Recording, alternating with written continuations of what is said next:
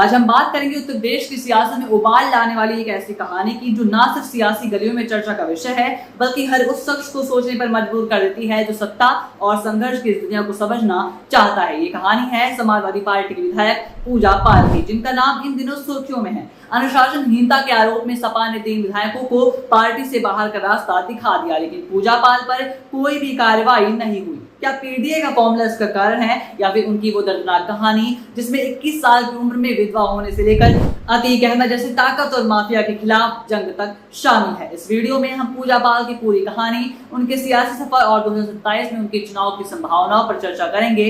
अंत तक वीडियो में बने रहिए।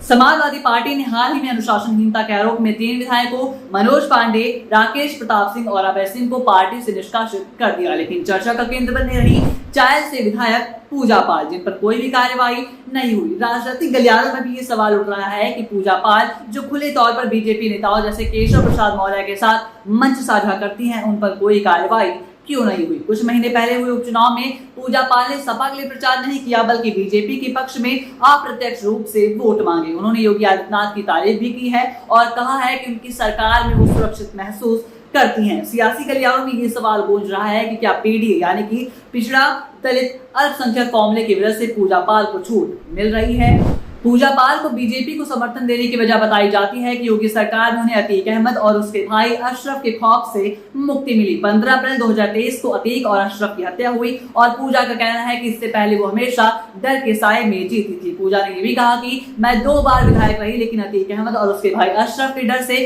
कभी आजाद महसूस नहीं किया। ये बयान उनकी उस जिंदगी की ओर इशारा करता है जो संघर्ष और डर से भरा हुआ है। पूजा का अतीक अहमद से कनेक्शन उनके पति राजूपाल की हत्या से शुरू हुआ, जिसका आरोप अतीक अहमद और अशरफ पर लगा था। इस डर ने पूजा के सियासी फैसलों को प्रभावित किया और योगी सरकार को वो श्रेय देती हैं। लेकिन ये सवाल है कि क्या ये डर उनकी पार्टी विरोधी गतिविधियों का एकमात्र कारण है।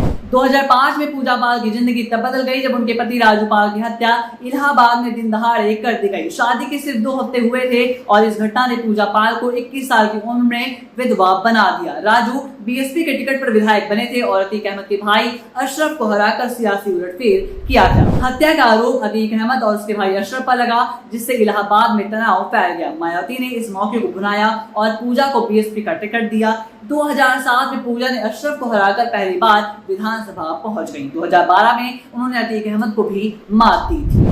पूजा पाल का सियासी सफर संघर्ष और अवसरवादिता का मिश्रण है। 2007 और 2012 में बीएसपी के टिकट पर जीतने के बाद 2017 में वो बीजेपी की लहर में हार गई। 2022 में उन्होंने सपा के टिकट पर चायल से जीत हासिल की, लेकिन अब उनके बीजेपी की ओर झुकाव ने सवाल खड़े कर दिए हैं। पूजा ने उपचुनाव में सपा के बजाय बीजेपी के लिए अप्रत्यक्ष रूप से चुनाव प्रचार किया और उनके करीबी कहते हैं कि पूजा की दूसरी शादी ने उनके वोटर बेस को भी प्रभावित किया है। कुछ समर्थकों को तो ये भी बात नागवार गुजरती है कि वो राजूपाल की विधवा के तौर पर वोट मांगती हैं। अखिलेश यादव का पीडीए पिछड़ा दलित और अल्पसंख्यक फॉर्मूला सपा की रणनीति का केंद्र है और पूजा पाल इस फॉर्मूले का हिस्सा मानी जाती हैं। यही वजह है कि कुछ जानकारों का मानना है कि सपा ने उन पर कार्रवाई करने में कोई जल्दबाजी नहीं दिखाई। पूजा पाल समेत कई अन्य विधायक जो पीडीए के खेमे से हैं अभी निगरानी में हैं। सपा का ये कदम बीजेपी के लिए मौका बन सकता है। बीजेपी पीडीए वोटरों को लुभाने के लिए पूजा जैसे नेताओं को अपने पाले में ला सकती है। 2027 का विधानसभा चुनाव पूजा पाल के बड़ी चुनौती लेकर आएगा। अगर वो बीजेपी में शामिल होती हैं तो उन्हें सपा कांग्रेस के गठबंधन की पीडीए फॉर्मूले के खिलाफ लड़ना होगा। पूजा की जीत अब तक राजूपाल की विरासत और उनके संघर्ष की कहानी पर टिकी हुई थी, लेकिन उनकी दूसरी शादी और बीजेपी की ओर झुकाव ने वोटर बेस को भी हिला दिया है। क्या पूजा पाल 2027 का चुनाव जीत पाएंगी? क्या उनका वोट बैंक अब भी राजूपाल की विरासत पर टिका हुआ है? अपनी राय कमेंट में बताएं और इस वीडियो को ज्यादा से ज्यादा शेयर करें।